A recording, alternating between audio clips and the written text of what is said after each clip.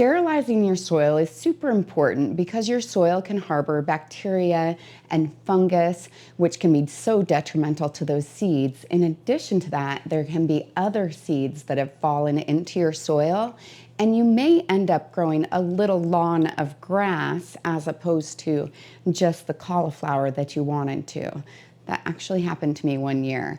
And so that's when I went back to my Mittleider gardening book and looked up how he sterilized his soil, and it has been working perfect for me for the last couple years. So I thought I should finally get around to making a video on how to do it. It's not that hard. All I do is I take a 1-inch deep tray and I fill it with my soil. I'm using my sawdust and sand mixture that I make for the Mittleider system. And this has really gotten a lot of grass seed in it in the last couple of years, but this will make it so that that's not even an issue. I don't want to make it much deeper than the 1 inch, because if I do, then it may not get to that very center portion of the soil, and I want to make sure that it's all sterilized. I do 3 trays at a time because I have 3 racks in my oven. It works out really well. So I'll place these in the oven at 250 degrees. And I'll let those bake in there for 45 minutes. Now that it's been 45 minutes, I open up the oven and I'll stir my soil.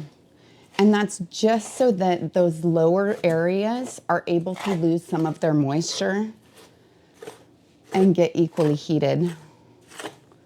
I try to be really careful not to spill anything in my oven. I don't necessarily want dirt in here. That being said, about the time I'm done sterilizing all of my soil, that's when I want to do a good oven clean. You have to be a little bit careful too, because there was one time when I left my soil in here to cool down and my kids didn't realize it, and they were going to make some cookies, and so they turned the oven on to a 350 degrees. And some of those wood chips in there started to get so they were going to catch on fire. We could smell them. And so I highly recommend you to take these out when you're done.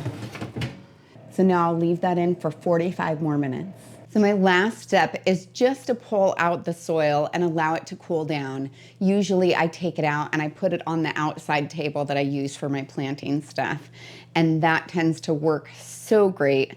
As soon as it's cooled down enough, you'll be amazed at how dry this is. And anything that would have grown in it before, any of the grass seeds, like I was saying, any bacteria, any fungus, no longer is going to grow in it. And so it makes for much happier seedlings and a much happier planter too, because nobody likes to have that little bit of lawn and have to weed when they're doing their seedlings.